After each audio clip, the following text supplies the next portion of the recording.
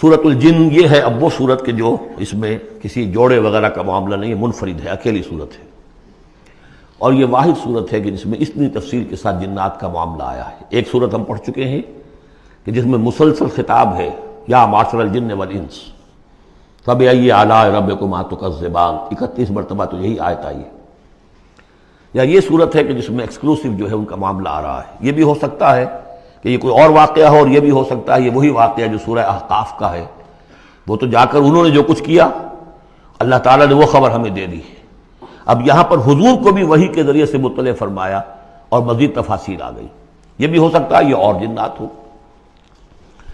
بسم اللہ الرحمن الرحیم، قل اوحی الی انہ استمع نفر من الجن، کہہ دیجئے اے نبی کہ میری جانب وحی کی گئی ہے کہ جنوں کی ایک جماعت نے سنا۔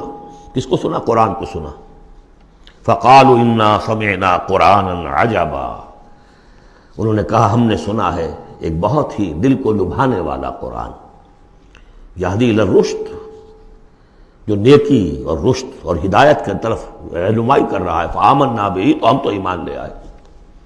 اس وقت بھی میں نے کہا تھا یہ لمحہ فکریہ ہے، ایک دفعہ کیا اجتماع ہے قرآن کا، اور وہ بندے کہاں سے کہاں پہنچ گئے، تو داعی بن گئے۔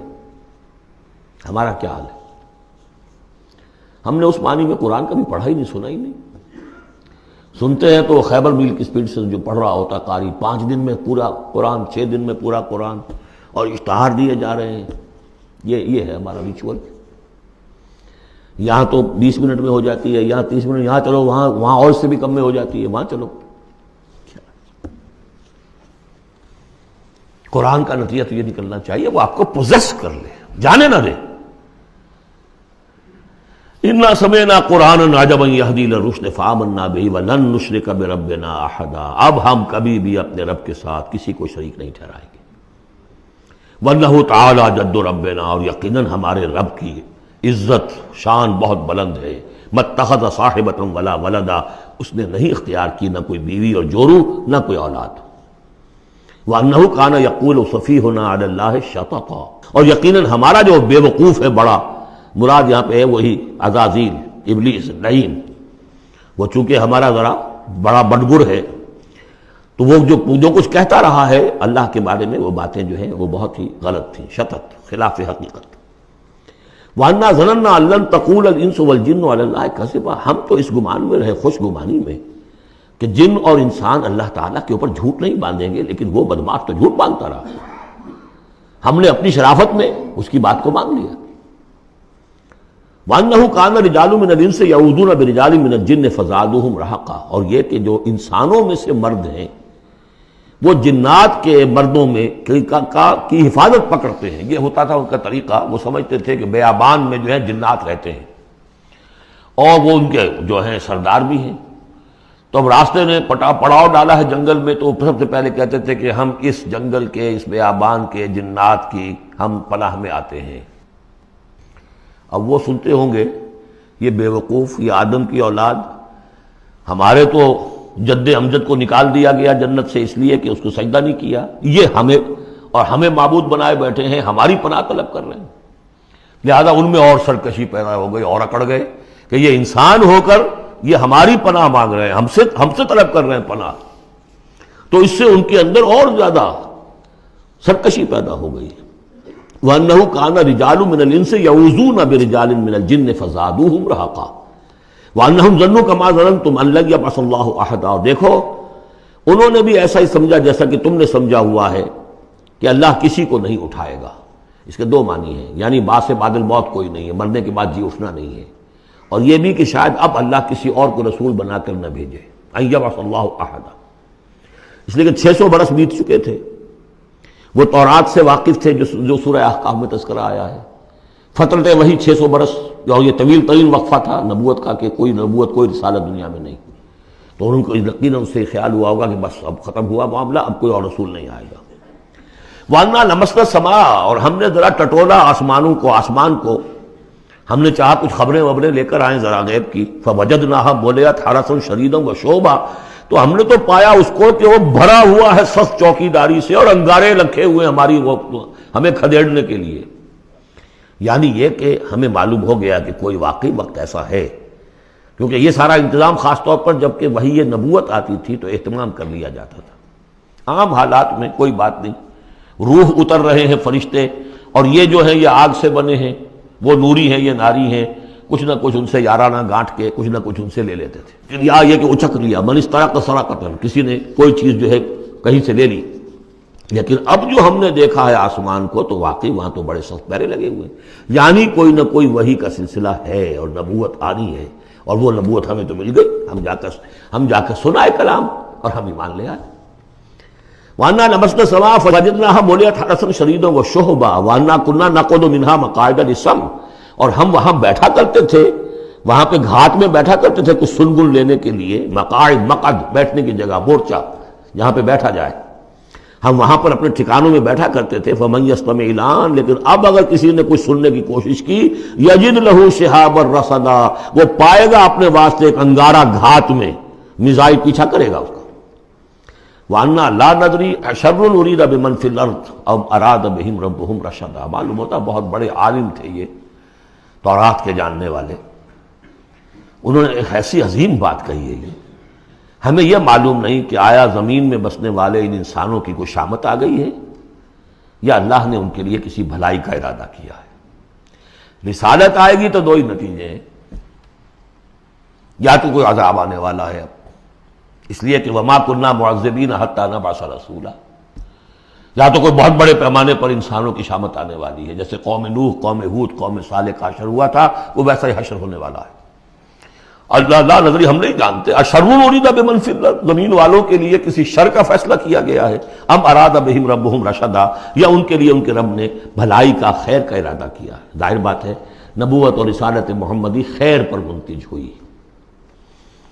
وَأَنَّا مِنَّا الصَّالِحُونَ وَمِنَّا دُونَ ذَلِكَ، اور دیکھو ہمارے اندر نیک بھی ہیں، جنات نیک بھی رہے ہیں اور دوسری طرح کے بھی ہیں، بد نہیں کہا، یہ ہے حکمت تبلیغ، بروں کو بھی برا نہ کہو، ہاں دوسری قسم کے بھی ہیں، نیک بھی ہے اور دوسری قسم کے بھی ہیں۔ کُنَّا طَرَائِقَ قِدَدًا، ہم تھے مختلف راستوں پر جو کہ ایک دوسرے سے پھٹے ہوئے تھے۔ یہ قددا جو آیا تھا نا، قدت قمیصہ، پھٹ جانا قمیص کا۔ وَأَنَّا ظَنَنَّا أَن لَّن نُعْجِزَ اللَّهَ فِي الْأَرْضِ وَلَن نُعْجِزَهُ هَرَبًا، اور ہم نے یہ جان لیا کہ ہم اللہ کو عاجز نہیں کر سکتے، ہرا نہیں سکتے، نہ زمین میں بھاگ کر، اور ہم کہیں بھاگ کر اور زمین میں اللہ کو شکست نہیں دے سکتے، اس کی پکڑ سے نکل نہیں سکتے۔ وَأَنَّا لَمَّا سَمِعْنَا الْهُدَىٰ آمَنَّا بِهِ، اور ہم نے تو جب وہ ہدایت سنی، الہدا سنا، اس کی استماع ہم نے کیا، ہم تو اس پر ایمان لے آئے۔ فَمَن يُؤْمِن بِرَبِّهِ فَلَا يَخَافُ بَخْسًا وَلَا رَهَقًا، تو جو کوئی بھی ایمان لائے گا اپنے رب پر، اسے کوئی خوف نہیں ہوگا کہ نہ اسے کوئی نقصان دیا جائے گا، نہ اس پر کوئی زبردستی ہوگی، کوئی زیادتی ہوگی، جیسے جیسے ان کے اعمال صالحہ ہیں پورے پورے اللہ تعالیٰ ان کا اجر ان کو دے دے گا۔ وَأَنَّا مِنَّا الْمُسْلِمُونَ وَمِنَّا الْقَاسِطُونَ، اور دیکھو ہمارے اندر وہ بھی ہیں جو فرما بردار ہیں اور وہ بھی ہیں جو بے انصافی کرتے ہیں۔ یہ قسط کے لفظ کے ساتھ سمجھ لیجئے، جب یہ ثلاثی مجرد میں آتا ہے تو قاسط اس میں فاعل بنا، وہ ناانصاف کے معنی میں ہے، یہ باب افعال کے خواص میں سے ہے، سلب ماخذ اس کو کہتے ہیں۔ جب باب افعال میں آئے گا تو اس کے معنی ہے عدل و انصاف، اور جب ثلاثی مجرد میں آئے گا تو نا انصافی۔ قاسطون فمن اسلم فاولئک تحروا رشدا، جو لوگ اسلام لے آئے، اطاعت قبول کر لی، تو انہوں نے تو گویا کہ ڈھونڈ نکالی خیر کی راہ، نیکی کی راہ انہوں نے تلاش کر لی۔ وَأَمَّا الْقَاسِطُونَ، اور جو بے انصاف ہے، فَكَانُوا لِجَهَنَّمَ حَطَبًا، وہ لوگ جو ہے پھر جہنم کا ایندھن بن کر رہیں گے۔ یہاں تک ان کی تقریر ہے جو انہوں نے تبلیغ کی ہے۔ اب جو بات آگے آ رہی ہے یہ خود اللہ کی طرف سے کلام ہے۔ أَن لَوِ اسْتَقَامُوا عَلَى الطَّرِيقَةِ لَأَسْقَيْنَاهُم مَّاءً غَدَقًا، اور یہ کہ یہ اگر لوگ اپنے اس طریقے پر جو طریقہ انبیاء کا تھا، جو آدم نے دیا تھا، جو نوح نے دیا تھا، یہ چلتے رہتے تو ہم انہیں خوب پلاتے، پانی بھر بھر کر خوب سیراب کرتے ان کو۔ یہاں لفظ طریقت آیا ہے قرآن میں، شریعت، طریقت۔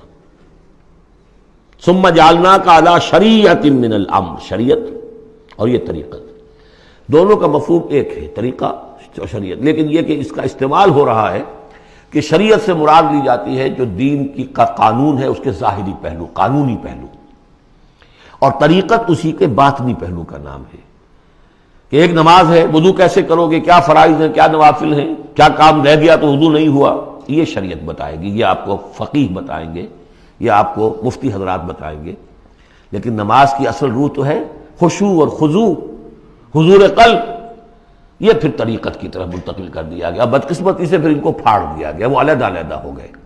یہ سب چیزیں یکجا ہونی چاہیے تھی.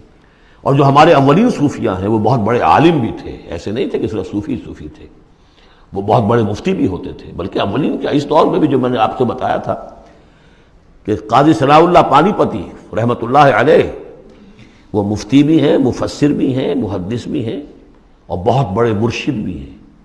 میرزا مظہر جانے جانا شہید کے خلیفہ ہیں. اور یہ سب شیخ احمد سرہندی رحمۃ اللہ علیہ کا جو سلسلہ ہے، سلسلہ مجددیہ نقشبندیہ، اس کے بزرگ ہیں. تو وہ ہیں، وہ جامع صفات لوگ. لنفتنہم فیہ، اور یہ بھی جو ہم کو پانی پلاتے اور سیراب کرتے، یہ بھی اس لیے تاکہ ان کو اور جانچے اور پرکھے اور امتحان لیں. ایک امتحان غربت میں ہے، ایک امتحان تمنگری میں ہے. ایک امتحان فاقے میں ہو رہا ہے، ایک امتحان ہو رہا ہے کہ کثرت سے ہم نے دے رکھا ہے. وَمَن يُعْرِضْ عَن ذِكْرِ رَبِّهِ، اور جو کوئی بھی اعراض کرے گا اپنے رب کے ذکر سے، يَسْلُكْهُ عَذَابًا صَعَدًا، تو وہ چلے گا، وہ ڈال دے گا اس کو چڑھتے عذاب میں. اللہ تعالیٰ ایسے عذاب میں صعدا، جس کی شدت بڑھتی چلی جائے گی.